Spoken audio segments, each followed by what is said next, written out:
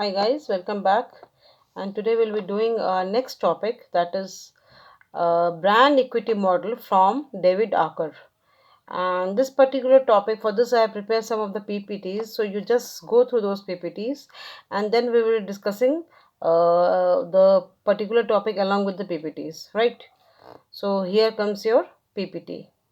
This is the Acker brand equity model, and it comprises of so many elements which are presented in boxes, square and rectangle boxes of different colors or variant colors.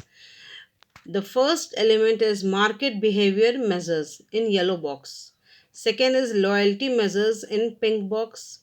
Third is perceived quality, that is in light blue box. When you come down, there is awareness measures in light purple box, and just left you have association or differentiation measures, that is your green box. So this is a basic Acker brand equity model. You need to draw this when you attempt this particular question, right? Just have a look. Now this is all about Acker brand equity model. He defines the brand equity as a set of brand assets and liabilities linked to the brand. तो according to आकर brand equity क्या है? एक set of brand assets है और liabilities है जो एक ब्रांड के साथ लिंक्ड है, उसके नेम के साथ लिंक्ड है, उसके सिंबल्स के साथ लिंक्ड है, और जो उसको या तो वैल्यू देता है या उसका वैल्यू को सब्ट्रैक्ट करता है।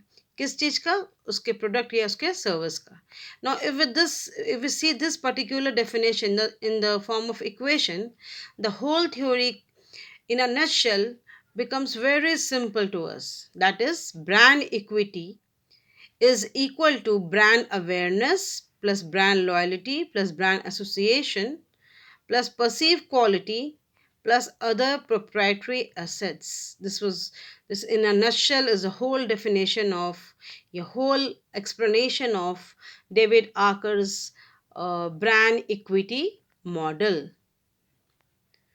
Is it clear? Now we'll discuss each and every element of brand equity. The very first element is brand loyalty, as you see. What is brand loyalty? It is the extent to which people are loyal to a brand, and how to what degree you are loyal to a particular brand. And it is expressed in the following factors. Just go through the following factors which are given just below. Reduce marketing cost. Hanging on to loyal customers is cheaper than charming potential new customers. तो कहता है कि आप bank कर सकते हैं अपने loyal customers पे, और ये बहुत चीप है to bank upon your loyal customers than to create new customers. तो अगर आप अपने पुराने कस्टमर्स को ही रिटेन करके रखिए तो वो ज़्यादा बेहतर रहेगा, and this will also reduce your marketing cost. Second is trade leverage, जहाँ loyal customers represent a stable source of revenue for the distributive trade. तो लॉयल कस्टमर्स जो हैं ये हमारे एक स्टेबल सोर्स हैं हमारे रेवेन्यू के, हम इनसे रेवेन्यू ड्रॉ कर सकते हैं, और ये सबसे बड़ा बेसिक किसी भी बिजनेस का बेसिक जिसको कहते हैं मूल है, that you should retain your customers, your old customers, your loyal customers, to achieve stability of revenue. Third is attracting new customers. No आप नए पुराने कस्टमर्स को रिटेन कर रहे हैं, लेकिन side by side you are also looking forward for current customers who can help boost name awareness and hence bring in new customers. तो जो आपके जो करंट कस्टमर्स हैं वो एक sort of word of mouth या कुछ तरह का any type of advertising, or by their influence they can bring new customers in. तो नया कस्टमर्स को बनाना भी हमारा बहुत बड़ा मतलब ब्रांड लॉयल्टी क्रिएट करने के लिए बहुत ज़रूरी है कि हम नए कस्टमर्स को भी बनाते रहें। फोर्थ है time to respond to competitive threats. Loyal customers that are not quick to switch brands give a company more time to respond competitive threats. तो जो लॉयल कस्टमर्स हमारे होते हैं they cannot easily switch to brands, they cannot hop to brands because they are loyal. तो ये company को बहुत बड़ा मतलब टाइम देते हैं सो दैट अगर किसी तरह का कॉम्पिटिटिव थ्रेट है तो कंपनी उसको ईजिली उसको टैकल कर सकती है. So it is very important to have loyal customers for a particular brand और अ प्रोडक्ट. और ये कंपनी को इनको रिटेन करना बहुत ज़रूरी होता है सो दैट वो अपने रेवेन्यू को स्टेबल कर सकें और उनका रेवेन्यू भी बढ़ता रहे और नए कस्टमर्स भी वो बनाते रहें सो दैट ये चेन जो है बरकरार रहे. Second element is brand awareness. What is brand awareness? It is the extent to which a brand is known among the public, which can be measured using the following parameters. कौन कौन parameters हैं? Anchor to which association can be attached. So सबसे पहले तो हमें ये खोजना होगा कि depending on the strength of the brand name, some more or fewer associations can be attached to it, which will in turn eventually influence brand awareness. तो सबसे पहले हमको क्या करना है? We have to depend on the strength of the brand name. Brand जो काफ़ी है उसका ब्रांड नेम ही, और हमको कुछ एसोसिएशंस को भी अटैच करना होगा जो बहुत ईजिली उस ब्रांड को इन्फ्लुएंस करके अवेयर लोगों में करवाएंगे. Next is familiarity and liking. Consumers with a positive attitude towards a brand will talk about it more and spread brand awareness. जो लोग पॉजिटिव हैं वो वर्ड ऑफ माउथ से या उसके बारे में बातचीत करके उस पर्टिकुलर ब्रांड को अवेयर लोगों तक करा सकते हैं. Commitment to a brand. अगर आप किसी पर्टिकुलर ब्रांड की तरफ कमिटेड हैं तो आप उसके लिए अवेयरनेस तो फैलाएंगे ही. Next, brand to be considered during the purchasing process. To what extent does the brand form part of the evoked set of brands in a consumer mind? यानी कि जब भी आप किसी पर्टिकुलर ब्रांड को खरीदने जाते हैं तो या आप अपने आपके परचेजिंग प्रोसेस में जिस ब्रांड को आप कंसिडर करते हैं वो आपके माइंड में एक अपना एक इन्फ्लुएंस छोड़ जाता है. सपोज हमने बात की सोप की.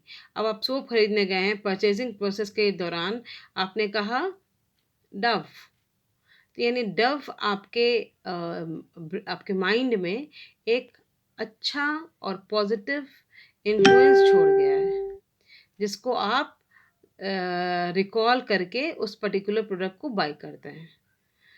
तो ये अवेयर यानी कि आप उस पर्टिकुलर ब्रांड को के प्रति आपका अवेयरनेस स्ट्रॉन्ग है. यानी कि सोप का नाम आते ही आपको डव सूझा, इसका मतलब you are totally aware of that particular brand. हमारा नेक्स्ट एलिमेंट है perceive quality. What is perceived quality? It is the extent to which a brand is considered to provide good quality products, which can be measured on the basis of the following 5 criteria. Perceive quality की होता है जो आप देख के आप perceive यानी देखना, राइट. सो परसीव क्वालिटी यानी देख के आप क्वालिटी की पहचान करते हैं. The quality offer by the product brand is a reason to buy it. हम जब भी कोई प्रोडक्ट खरीदते हैं तो we always go by the quality and that is the basic reason behind our purchase. Next is level of differentiation or position in relation to competing brands. फिर हम ये भी देखते हैं कि वो अपने सेगमेंट में दूसरे कॉम्पिटिटिव ब्रांड से कितना डिफ्रेंशिएटेड है और उसका पोजीशन क्या है. Number 3, price. नाउ जब वो प्रोडक्ट को हम लोग एक और उसका इंडिकेटर है प्राइस. अगर वो product as the product becomes more complex to assess and status is at play, consumers tend to take price as quality indicator. यानी कि जब आपको लगने लगता है कि भाई प्रोडक्ट तो बहुत कॉम्प्लिकेटेड है, समझ में नहीं आ रहा है इसको खरीदें या ना खरीदें, तो ऐसे में जब स्टेटस की बात आती है तो आप प्राइस को क्वालिटी इंडिकेटर मानते हैं कि अगर ये महंगा है, इट इज़ कॉस्टली, तो ये प्रोडक्ट भी बढ़िया होगा. Next is availability in different sales channels. Now, consumers have a high quality perception of brands that are widely available. तो अगर वो पर्टिकुलर ब्रांड वाइडली अवेलेबल है, हर जगह अवेलेबल है, तो आपके दिमाग में क्या आता है कि ज़रा बहुत इसका नाम है and it is a higher quality brand, ऐसा हम परसीव करते हैं। और अगर वो ब्रांड कहीं नहीं अवेलेबल होता है, बहुत कम जगह जगह अवेलेबल होता है, तो हम ऐसा मान के चलते हैं कि ये ब्रांड में दम नहीं है। Next and the last one, the number of line और brand extension. This can tell the customer the brand stands for a certain quality guarantee that is applicable on a wide scale. Now जितने जितने brand extend होंगे, जितने उसमें line of extensions होंगे, हमें ये बहुत ज़्यादा भरोसा होता है उस पर्टिकुलर ब्रांड पे कि ये गारंटीड ब्रांड है और ये हमें गारंटी देगा as per as quality is concerned. Is brand associations. That is, associations triggered by a brand can be assessed on the basis of the 5 following indicators. The extent to which a brand name is able to retrieve associations from the consumer's brain. Such information from TV advertising. तो brand के साथ आप associate कैसे होते हैं, तो आप वो पर्टिकुलर इन्फॉर्मेशन आप एडवर्टाइजिंग वगैरह से देखते हैं और आप एसोसिएट हो जाते हैं. Second, the extent to which association contribute to brand differentiation in relation to competition. These can be abstract associations such as vitality or associations with concrete product benefits such will leave your washing cleaner. Now, second क्या है? The extent to which association contribute to brand differentiation. कितना आप competitive brand से differentiated हैं, आपका क्या USP है, this matters a lot. जितना ज़्यादा आप डिफ्रेंशिएटेड रहेंगे, उतना कस्टमर्स आपके साथ ब्रांड एसोसिएटेड रहेंगे.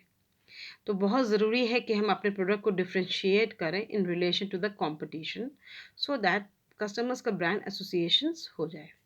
Next, the extent to which brand associations play role in the buying process.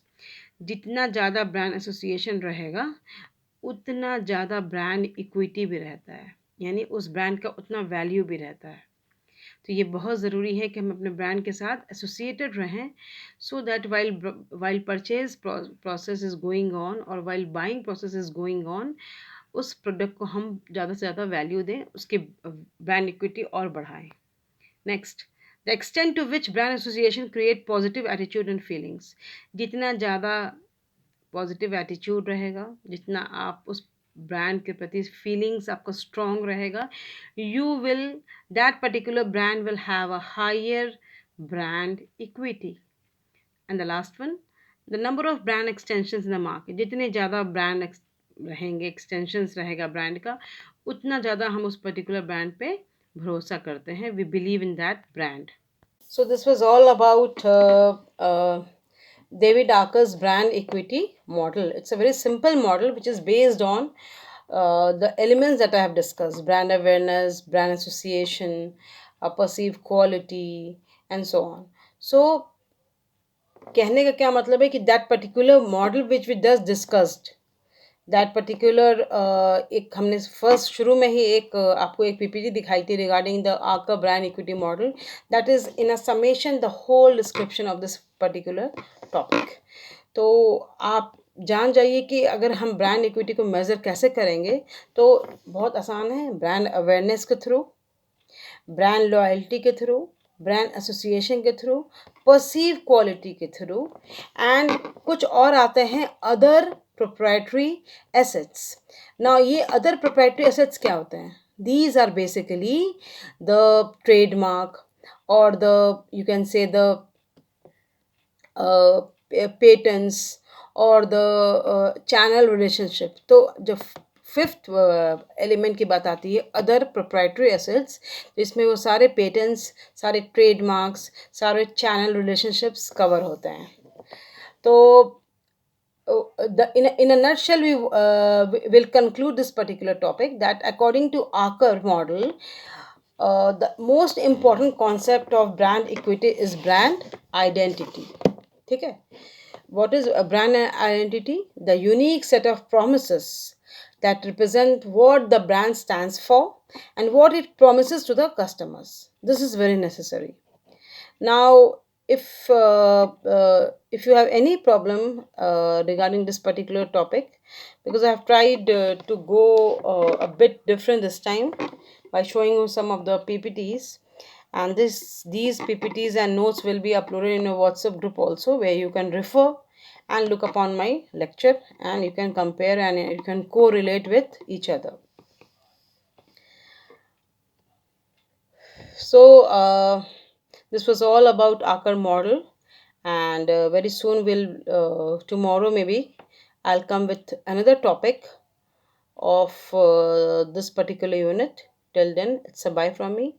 Have a good day. Be safe.